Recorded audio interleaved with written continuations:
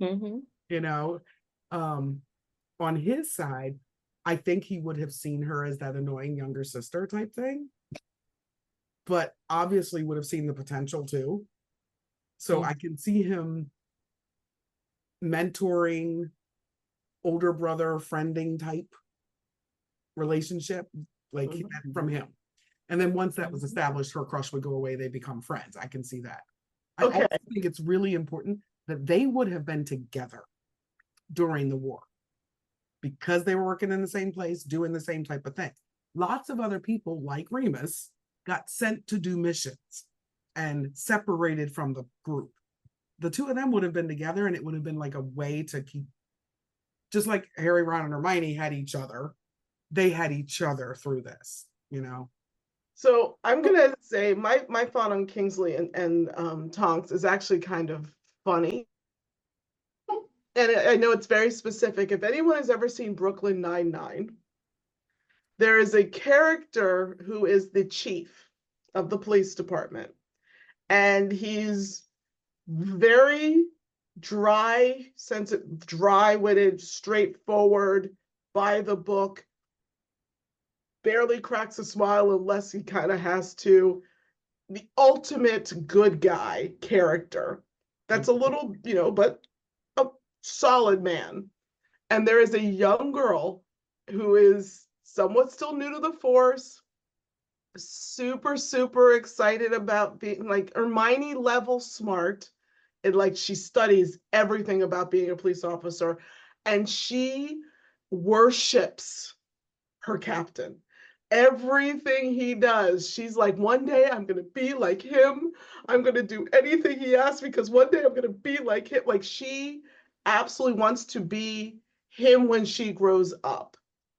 And that's kind of how I picture Tonks and Kingsley.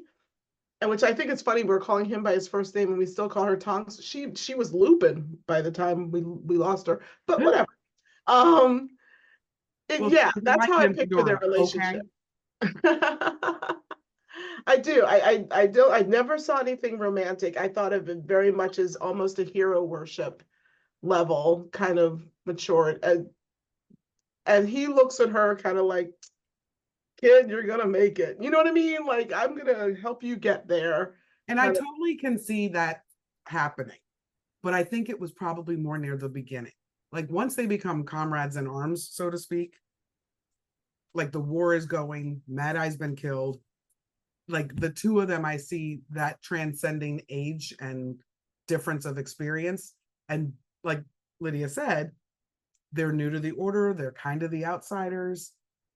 Yeah, I see that no longer do we have that separation of teacher student. All of a sudden we're equals and we're in this fight together. You know, just to bring a little bit of question in, near the beginning, and when I say beginning, I mean Voldemort's back, Sirius is out. Not actual war started 7th year, but more 6th year type time frame. What do you think they both thought of Dumbledore?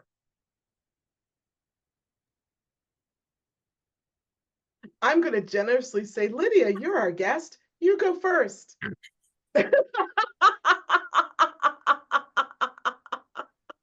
Nicely done. Nicely done. Okay. So this is second war. Second war, because she would not have been in the first one. That's true. She would not have been in the first war.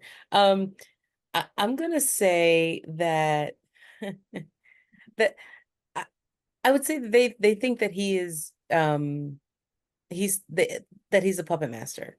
Like at this point, we were all there for the order and Caps Lock Harry. But it was because he wasn't getting the information. And so I think that they are hearing his point of view this whole time.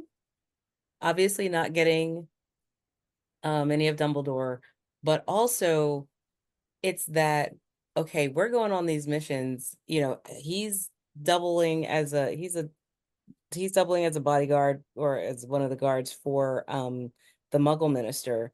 Like I feel like he's getting a lot of information that he's not quite he's not seeing an entire big picture. And he feels like he needs that, but Mhm. Dumbledore is not going to give it to him. Yeah.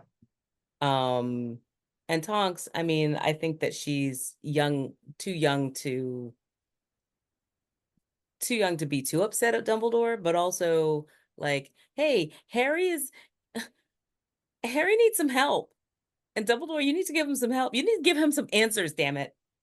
And see, I'm going to say I agree with you completely on Kingsley, because he was old enough, mature enough, and experienced enough to be like, dude, I see pieces on this chessboard missing. I think Tonks, on the other hand, who was not far out of school, still sees him as, because remember, she has the thing about older, powerful people. I think her respect level for him as headmaster would have gone through a good portion of the beginning of the war until Mhm. I think until Remus goes on mission and leaves her by herself. She still had pseudo rosy colored glasses about all things Dumbledore, because she wouldn't have had a reason not to. She didn't talk to Harry on a regular basis. She didn't know Harry wasn't getting all that information. She Dumbledore was dead by then, though. By seventh year, yes. by seventh, but I'm talking even like when they all are at Grimmauld Place and Arthur has been unpetrified. Like even back then, I don't think Tonks would have had an unfavorable view of him. No, I agree with that. I don't think she would have. I don't think she ever would have had an unfavorable view of Dumbledore, because I think I take that back. I think she had a completely favorable view of Dumbledore until Remus started suffering from being on his missions away. And that's what I think. That's what would have made her change. She didn't talk to Harry enough to get Harry's perspective. And let's face it, over a certain age, you see a petulant, cranky 15-year-old, you think of them as a petulant, cranky 15-year-old. Right. Fair or not, but you do. So I think Remus's relationship to Dumbledore changed her view a little bit and colored it. Kingsley, I think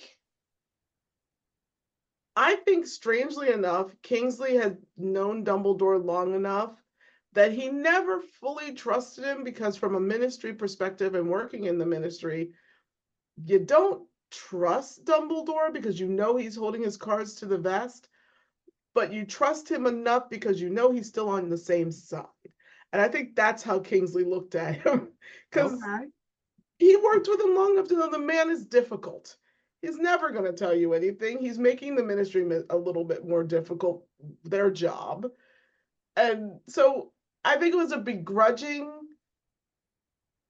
respect and understanding that his heart was in the right place. He's doing the right thing at the end, even though it is a pain in the ass to work with him. I thought of when we thought about this whole topic. The other thing I thought of is 10 months of the year, minus very rare holidays here and there, Dumbledore's at school. He's not at the ministry. He's not sharing with the ministry. They weren't having order meetings until the war was close to starting. So Kingsley has spent the last, let's say, 15 years only hearing about Dumbledore peripherally. And when something goes wrong and they're like, well, we should call Dumbledore, see what he thinks. Or, you know what I mean? Like, I think until they were all in Grimmauld Place at the order meeting for the first time and they were hearing his version of things going, well, that's not the truth I know. Well, that's not the whole truth I heard. I think Kingsley would have just considered him just another player. And then all of a sudden he's in charge, but he's not telling us, look, I'm military. I need to know what I'm getting. I need the information, and I think he would have had his backup more than anybody because he was more in the know than most people. But at the same time, he knows, he knows his history, Dumbledore's history with Grindelwald. He knows that, I mean, obviously, he knows the history of the First War. I'm not sure that I think that he always has thought that Dumbledore was, like you said, more than meets the eye, and that he has his ear to the ground more, so that when he does come back with these reports, there is some disbelief there, but also, why didn't you come with this before now? Mm-hmm. Yeah, I think him being an R and, by his nature being somebody who's investigative and wants the answers, I think his relationship with Dumbledore would have been strained if we called it a friendship, because Dumbledore didn't share enough for anyone's satisfaction. I mean, obviously not with the 15-year-old petulant child, but also we know he didn't really share with everybody else either. Mm-hmm. And if you're an R, you're like, okay, so you mean to tell me you never even checked if Sirius was guilty? You just let him rock. I think that was, Like, I don't think that would have come into play. I think it definitely would have been more like the minister constantly, as far as I can remember, is going to Dumbledore for answers. He's having meetings with Dumbledore. Like those 10 months of the year, how often is Dumbledore not at school because he had to run to London? Like, we know the minister was going to Dumbledore all the time for answers. So I think he was close enough to the minister of Shacklebolt that he heard the grumbles. He heard why won't Dumbledore just tell me the whole thing? But at the same time, I think he was also smart enough to know, well, Minister, you're not someone I would tell everything to. Like, I think Shacklebolt's like, as I said, I think he knows that he will never get the whole picture for Dumbledore, and he wouldn't call him a friend. But he also knows they're on the same side, and for that reason, I'll still go into battle with you. And I think that was enough for him. Okay, so let's put him and Tonks together. They're on missions. What kinds of things are they talking about? Because Dumbledore would have come up. Harry would have come up. The prophecy would have come up. Snape would have come up. Like, they're on a stakeout or any one of the number of missions they might have done. What kinds of things do these two talk about? So, Kingsley, what do you think about Remus? Mm-hmm. I like it. Because the thing is, it does say he was married. Mm-hmm. Don't ever know what happened to his wife. Is she alive? Is she dead? Was she killed during the First War? Like, we know nothing about this. He could be happily married today with 7 kids. We don't know. So that's what made me think, what are they talking about? Because she's in love. And he could be very much in love. So yeah, I agree, Lydia. Like, so I see you and Remus are pretty close. What do you know about him? Fall over a log. You know what's strange? I could see, and I don't know why this is in my head, I could see Kingsley looking at her and going, I have a new lasagna recipe that I've been trying out. Like, I could see him being very domestic and just talk about regular old life things when on a stakeout, because that's easy to not distract you from the real thing you're doing. Okay. So I could see him being like, yeah, green beans almondine. Wasn't bad last night.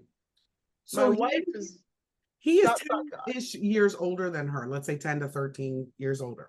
Mm-hmm. Not quite as old as her parents, but older.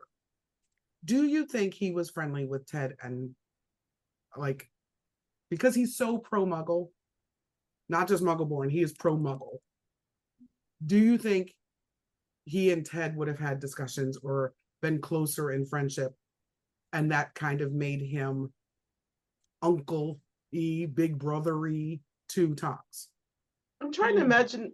You mean if they went to school together? No, they didn't go to school together, but the Wizarding World is small. Ted is around.